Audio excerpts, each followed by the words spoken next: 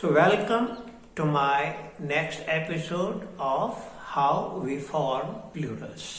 यहाँ ध्यान से देखेंगे अपन कि कुछ नाउन्स सिंगुलर में केवल एक ही अर्थ रखते हैं, लेकिन प्लूरल बनाते समय उनके दो दो मीनिंग हो जाते हैं.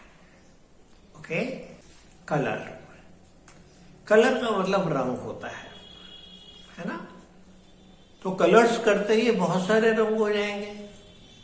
There are many colors in nature. There are many colors in the rainbow. Okay? जब कलर्स का दूसरा मीनिंग हम पाएंगे तो अच्छा लगेगा. कलर्स का मतलब झंडा भी होता है, फ्लैग ऑफ ए रेजिमेंट भी होता है. जैसे the president awarded the colours to the Rajputana regiment. Colours का मतलब फ्लैग. कलर्स डे झंडा दिवस होता है. आजकल ये वाइडली यूज हो रहा है. जैसे इंडियन कलर्स में खिलाड़ी ओलंपिक्स में हिस्सा लेते हैं. Indian players, Indian contingent takes part in the Olympics, in the Olympic games in their national colours.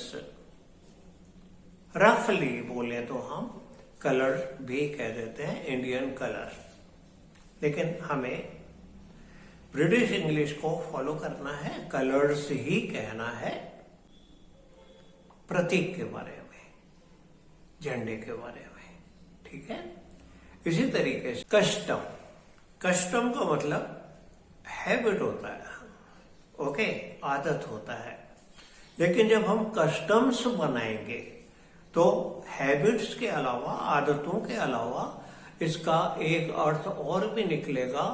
वो टैक्स जो हम विदेशी आयात पर लगाते हैं उसको कस्टम्स कहते हैं.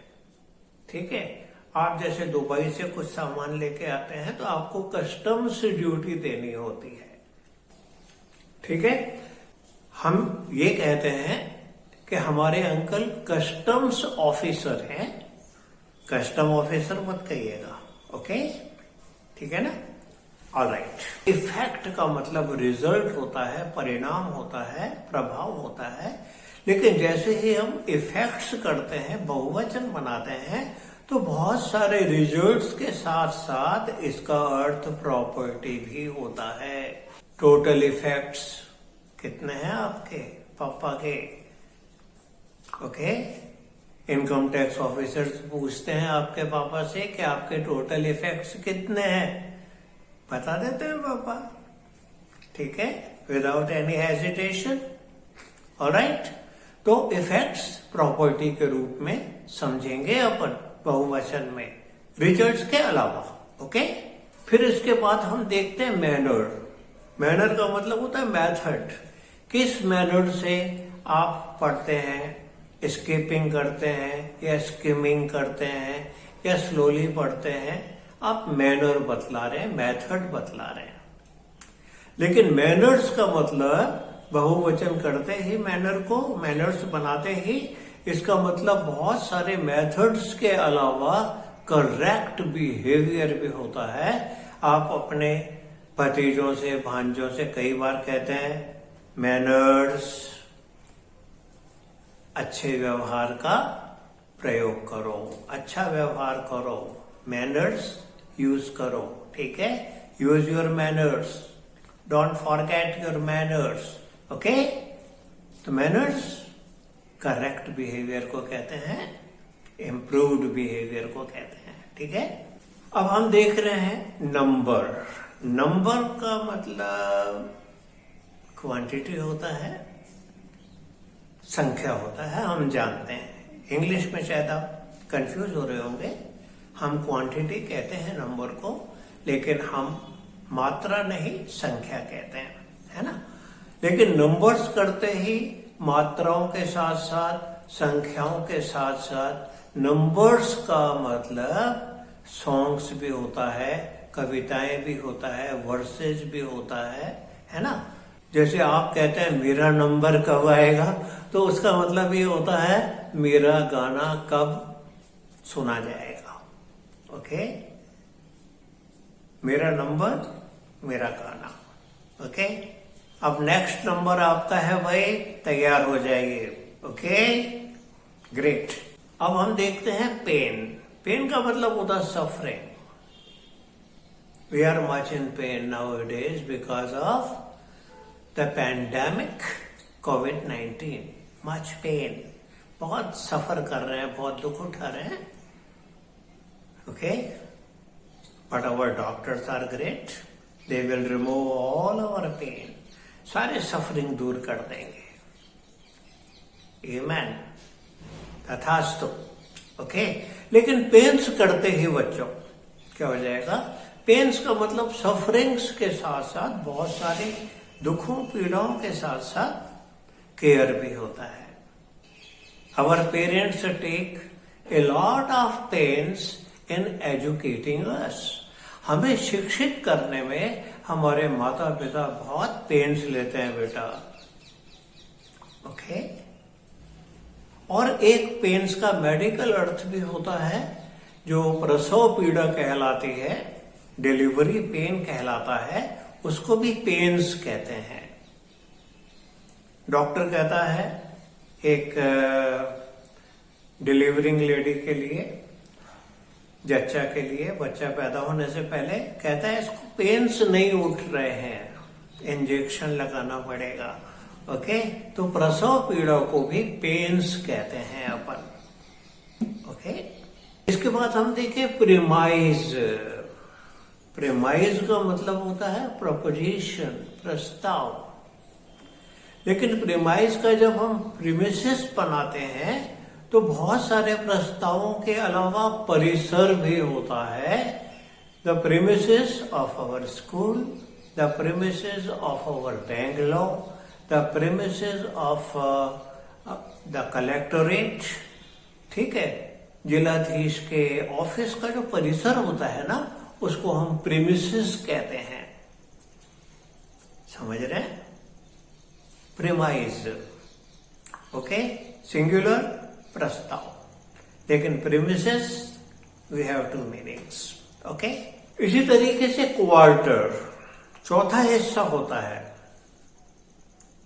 1/4 of a mile of a kilometer is 250 meters. 1/4, 250 kilometers. 250 meters of 1 kilometer. That is 1/4, चौथा हिस्सा। ओके, लेकिन क्वार्टर्स करते ही, ध्यान दीजिएगा, क्वार्टर्स करते ही बहुत सारे चौथे हिस्से भी हो जाएंगे। Take this quarter, take all the 4 quarters among you boys.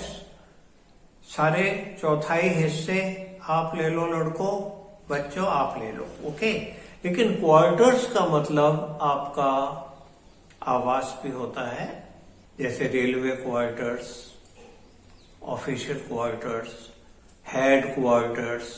मेरे पापा हेड क्वार्टर्स में हैं। ठीक है, कोटा हेड क्वार्टर्स में है, पुलिस हेड क्वार्टर्स में है, मिलिट्री हेड क्वार्टर्स में है। मुख्यालय कहते हैं क्वार्टर्स को, हेड क्वार्टर्स।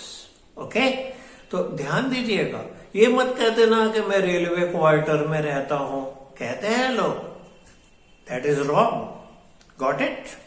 क्वार्टर्स कहना है हम रेलवे क्वार्टर्स में रहते हैं, रेलवे आवास में रहते हैं।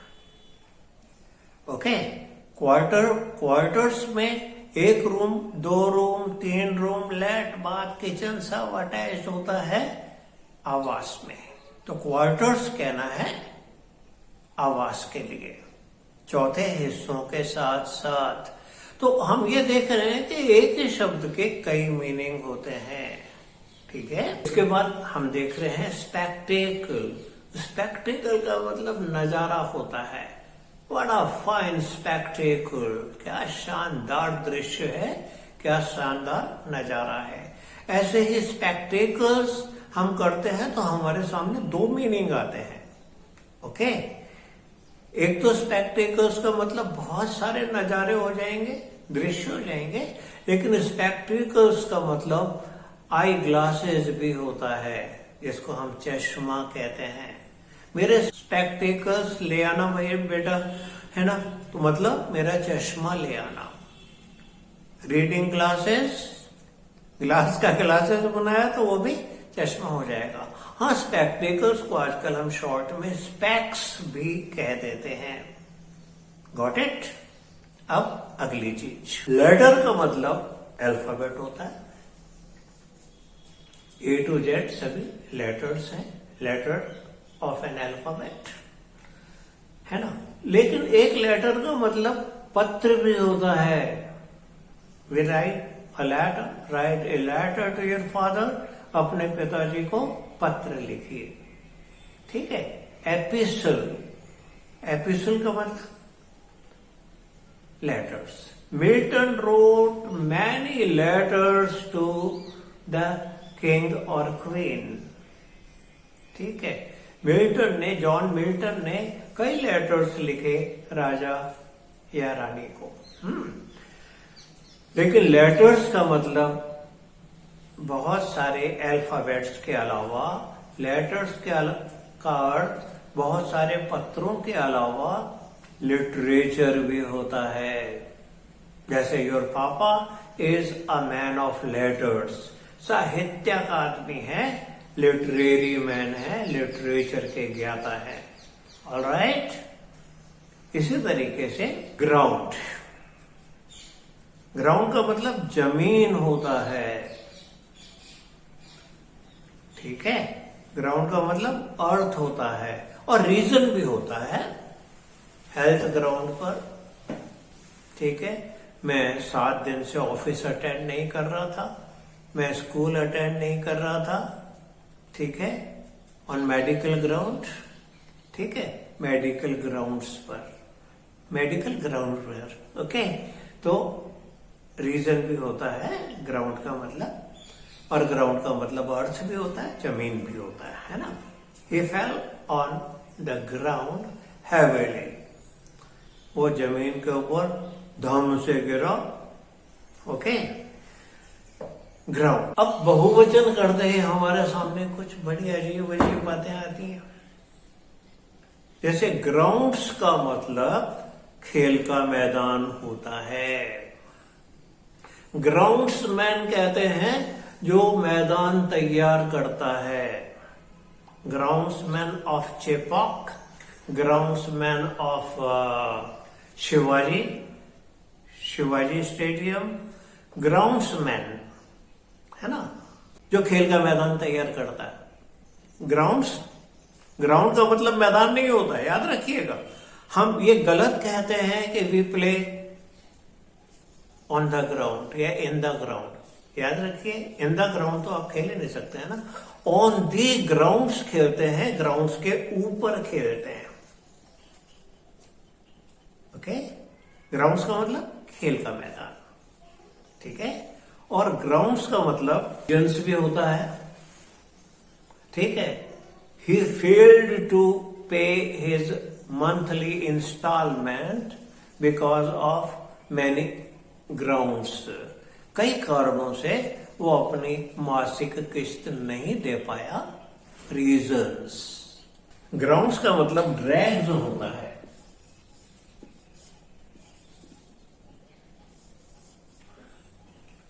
ड्रैग्स क्या होता है?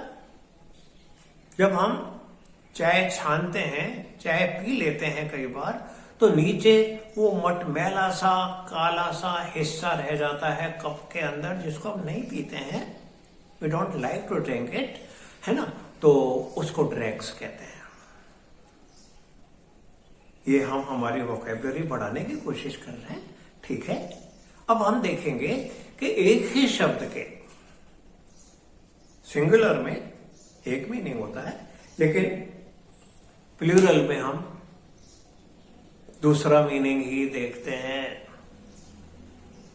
है ना। प्लूरल बनाते ही कोई और ही मीनिंग आ जाता है।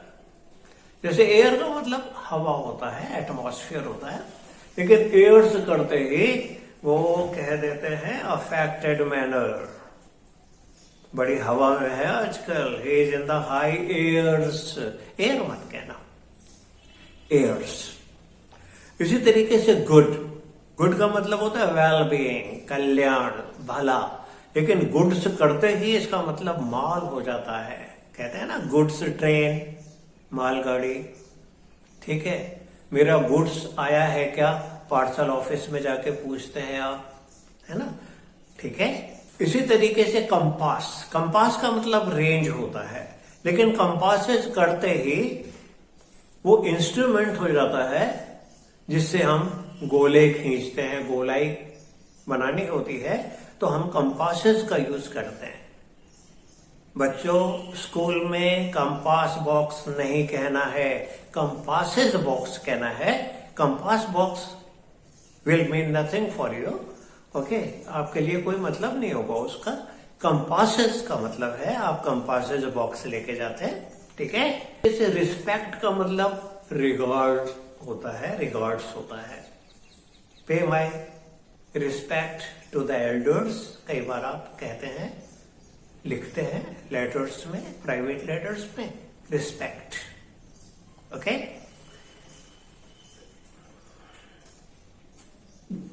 लेकिन रिस्पेक्ट्स का मतलब कॉम्प्लीमेंट्स हो जाएगा, ये ध्यान रखिएगा,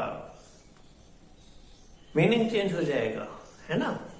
इसी तरीके से फिजिक का मतलब मेडिसिन होता है। फिजिक्स से आप फिजिशियन बनाते हैं, जो दवाइयां देकर आपकी इलाज करता है, ठीक है।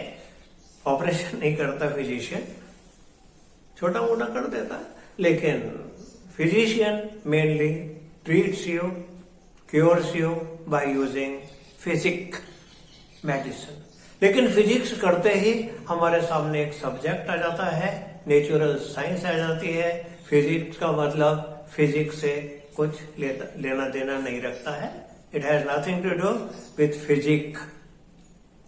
Physics is totally different, okay, एकदम अलग। इसी प्रकार iron, iron is a metal, है ना, एक धातु होती है, हम सब जानते हैं।